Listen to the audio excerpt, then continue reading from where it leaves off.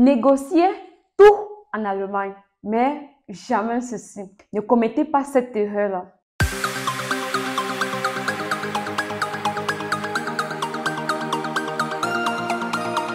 Hello les amis, j'espère que vous allez bien. Aujourd'hui, je vais partager avec vous une expérience personnelle très importante que j'ai vécue ici en Allemagne. Restez avec moi pour découvrir ma plus grosse erreur et surtout comment l'éviter. C'est une leçon que je tiens à partager avec vous pour vous éviter les mêmes écueils. On ne sait jamais, hein? Vous pouvez faire vos plans, vos calculs, mais après tout ne se passe pas comme prévu. Ou bien même à la fin du mois, que vous avez tellement résolu le problème que votre argent est déjà fini.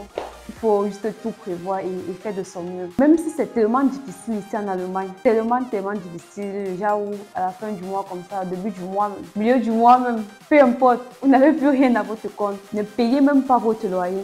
Ayez les problèmes de bailleur là, il n'y a pas de problème.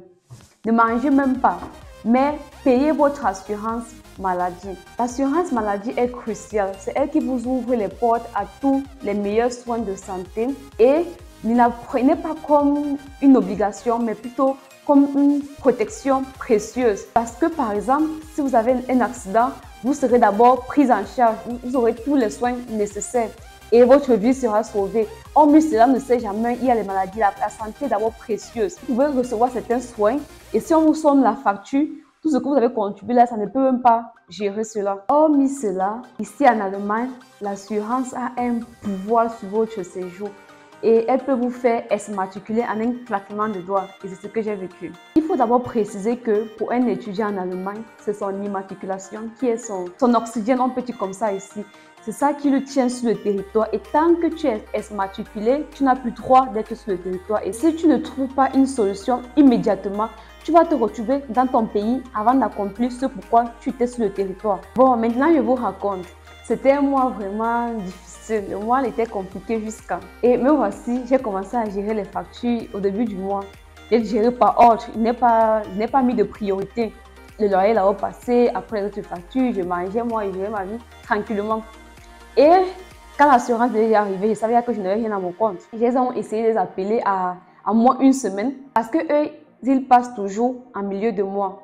Vers le 15 comme ça, pour la plupart des assurances que j'ai vues, ils passent toujours le 15 du mois, le 14 dans la nuit. J'appelle et puis je me présente, on demande mon numéro de carte et puis on demande comment on peut m'aider. Je commence à raconter, voilà, ce mois c'était vraiment difficile et j'aimerais que vous ne passez pas à mon compte, retirez votre contribution, ma contribution en fait de l'assurance. Ils appellent ça le buy-track, je ne sais pas trop comment je peux dire ça en français. Que pour ce mois je n'ai pas, s'il vous plaît, passez prendre pour celui de ce mois et celui du mois prochain, les deux le mois prochain dans mon compte. Ils m'ont dit ok, on a suivi, au cas où ça ne marche pas, on va t'envoyer une lettre dans les jours qui suivent. Mais quand il dit dans les jours qui suivent, au trop 3 jours comme ça, une semaine maximum, tu auras la lettre et si tout se passe bien, tu ne recevras rien du tout. Ah, et voilà, il était content et oh, problème résolu. Ah, ils vont passer le mois prochain. Il reste là, à ma grande surprise, environ 2 semaines après, je ne me souviens plus exactement, mais environ 2 semaines après. Et j'ai reçu un mail de leur part. Et dans ce mail, ils ont écrit qu'ils vont informer l'école parce que je n'ai pas pu payer mon assurance à temps. Il reste de réfléchir. Je me dis, merde, c'est quoi ça? Ah, là, je ne croyais pas que c'était grave. Je disais, ah bon, c'est pas le premier mail qu'on peut recevoir de ce genre que je peux toujours continuer à négocier. J'appelle quand même l'assurance là pour me rassurer. Je suis tombée sur une femme et elle ne comprenait pas trop mon problème. Elle disait que j'avais d'abord demandé un délai pour payer le mois prochain, tout ça. Du coup, elle disait qu'elle va me weiterleiten, qu'elle va me passer à une autre personne. C'était à un supérieur. Et c'était une femme très stricte. Elle prend le téléphone, puisqu'elle avait mon nom déjà devant elle là. Et elle me parle, elle me dit qu'ils vont informer l'école. Mais j'ai dit comment? Je vous avais quand même appelé et j'avais compris avec vous que vous passez prendre ça le mois prochain, non? Elle me dit, non, on va quand même informer l'école. Je restais dit, qu'est-ce qu'il pouvait faire? Je dis, qu'est-ce qu'il devait faire? J'étais coincée. Je dis, qu'est-ce qu'il pouvait donc faire? Elle dit, est-ce que je peux te demander pourquoi tu n'as pas pu payer ta contribution? Là, maintenant, je l'ai expliqué que j'ai eu tel problème comme ça, comme ça, comme ça. Et apparemment, elle ne m'a pas cru parce que ce n'est pas moi la cause de mon problème. En fait, tout est passé imprévu. Il y avait un problème même de salaire. Bon, apparemment, elle ne m'a pas cru. Mais elle m'a quand même dit, ah ok, je croyais que tu t'es rassurée, non? Environ une semaine plus tard, je reçois un mail de l'université. Mince, maman mia. C'est là où mon cœur est tombé dans mon ventre. J'ouvre le mail. Tellement c'est écrit en majuscule, tellement gros pour m'effrayer comme ça là. Donc même les mots qui étaient à l'intérieur, ça me faisait seulement battre le cœur. Hey, mon cœur commence à battre. Je me dis, mais c'est gentil, je me suis mise en quoi comme ça là? Je dis, c'est passé tellement imprévu. Je pensais que non, non, non, non, non, non. Comme j'ai essayé de régler avec eux là, rien ne va se passer, c'est pas grave. Le titre là, oui, ça m'a fait comprendre que on ne peut plus accepter mon RUCMEL. Donc déjà, j'avais payé, il y a certains frais là qu'on paye pour pouvoir continuer les semestres qui suivent.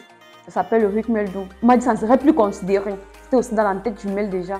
Et maintenant, dans le corps, c'était aussi tellement long. Il y a une partie qui m'a vraiment choquée. Et moi, j'ai compris que c'est vrai. Si c'est que l'assurance a dit qu'ils ne me veulent plus, ils ont dit ceci. Il y a des règles de l'État en fait pour être immatriculé et que je ne remplis plus les conditions là. Et ainsi, je ne pourrai plus continuer d'étudier.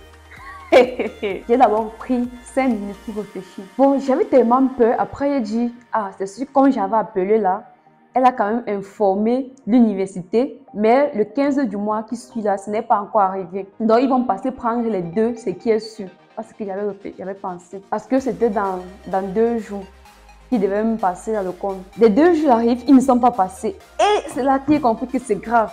Ils ne sont pas passés. Ça veut dire qu'il peut rester comme ça. Je ne suis même plus immatriculée et même l'assurance, je n'ai même plus vraiment les... Peut-être qu'ils m'ont enlevé de la liste vraiment là parce qu'ils ne sont pas passés dans mon compte comme prévu. C'est là que j'essaie d'appeler et ils me demandent de pouvoir être en règle avec eux. Je dois tout payer et je me bats, je paye tout, même pour le mois qui suit une fois, je paye tout parce que je ne voulais plus de problème. J'ai pu rassembler l'argent et je les ai fait un virement. Et après ça, j'ai décidé de changer d'assurance. C'est vrai que j'étais aussi fautive, mais je ne savais pas que la dame là était, comme elle m'avait donné l'avertissement là, je ne savais pas qu'elle était allée, c'est pas ce qu'elle a marqué sur mon nom là-bas. J'avais trouvé cela un peu méchant, je dois dire, mais ils avaient raison. Donc, une des conséquences directes si un étudiant ne paye pas son assurance maladie est l'exmatriculation directe. Et quand vous êtes exmatriculé, ça veut dire quoi? Dans les prochains jours, vous vous faites rapatrier. Donc, j'aimerais attirer votre attention sur ce point. Ne blaguez pas avec l'assurance maladie. Et une autre conséquence très grave est qu'on peut refuser de vous soigner parce que vous n'êtes assuré nulle part. L'assurance vous a refusé et dans cette période, quelque chose vous arrive et vous ne pouvez pas gérer. Pendant cette période, j'étais allée faire mes examens à l'hôpital comme d'habitude. Il y a on m'a dit, on ne peut pas faire ceci ce mois, il faut repasser le mois prochain. C'est là que je me suis dit, ah, peut-être c'est pourquoi. Parce que c'était la période pendant laquelle je n'étais pas en règle. Pour vous éviter de passer par la même mésaventure, voici quelques conseils pratiques. Le plus important est de toujours payer son assurance maladie. Comme je l'ai dit tout à l'heure, même si vous devez aller au tribunal avec le bailleur parce qu'il n'est pas payé le loyer, il n'y a pas de problème. Mais gérez d'abord votre assurance maladie. Et choisissez une bonne assurance. Renseignez-vous autour de vous avant de prendre votre assurance maladie. Après cela, j'ai commencé à me renseigner autour de moi et j'ai compris qu'il y avait des personnes qui avaient déjà eu ce genre de problème, mais l'assurance les avait accordé un délai. Mais le plus important est de régler tout à l'avance, ne même pas être dans ce problème parce que vous pouvez ne pas avoir de la chance ce jour-là ou cette période-là, vous vous faites rapatrier comme ça, comme rien du tout. Voilà pour cette histoire, j'espère qu'elle vous a été utile. Et vous, avez-vous aussi vécu une expérience pareille? C'était quoi votre plus grosse erreur en Allemagne? N'oubliez pas de vous abonner pour plus de conseils. Merci d'avoir regardé la vidéo jusqu'à la fin. À la prochaine!